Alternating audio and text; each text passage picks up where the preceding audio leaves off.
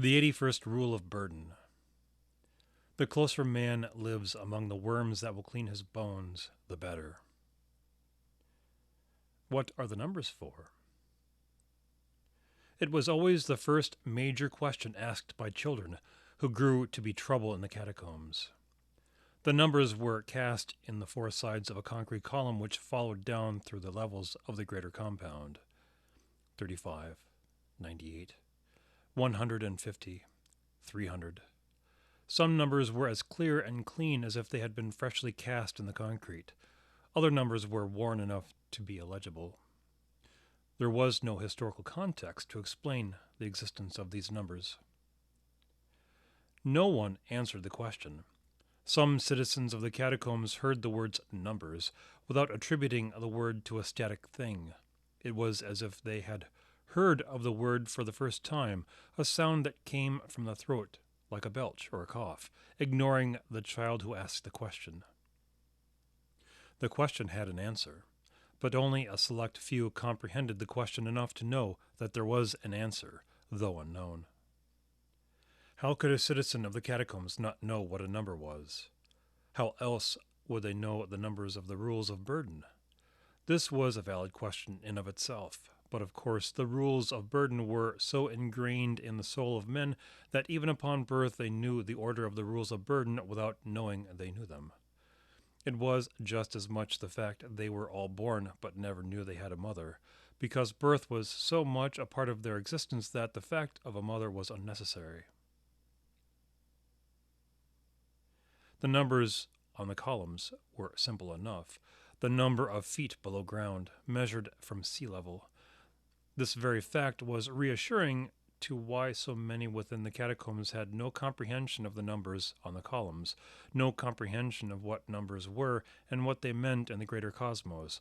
No one in the catacombs had ever seen the sea, or any body of water other than the pools of water at their feet when they bathed, and the water they drank.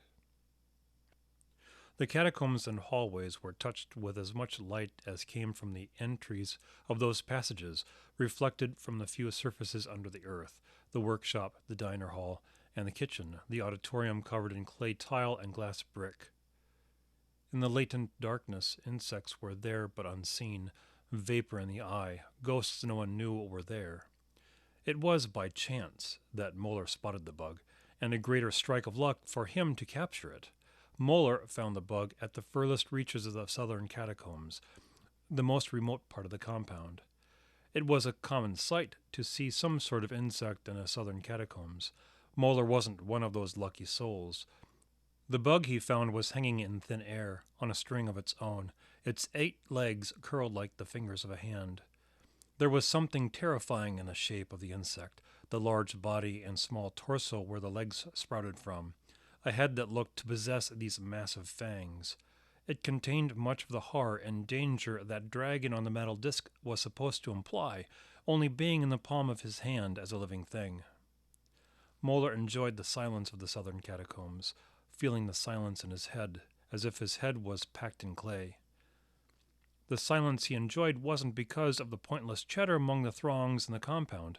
Few in the greater compound struck up much conversation, but there was an innate noise in the core of the compound, where every sound in the hallways and chambers became enhanced and exaggerated by the walls and the ceilings and the floors.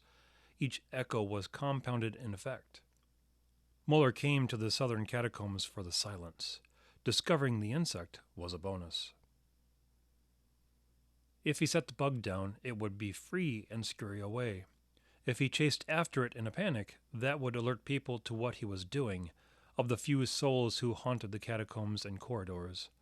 Among those souls, no one chased after anything, having nothing to chase after. There were consequences for showing any kind of enthusiasm. Again, Molar had no idea of these consequences.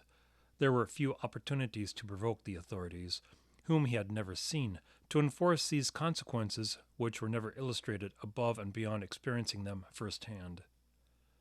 As much as Molar strove to avoid being in the presence of the authorities, the smallest men of small men, this singular effort of his had potential to make him their prime focus.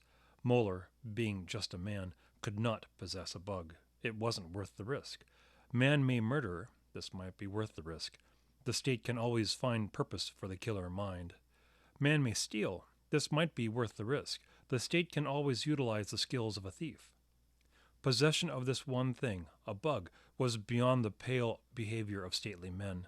Still, the authorities were no more real than the dragon, as Molar only heard stories about them and never seen a member of this authority in person.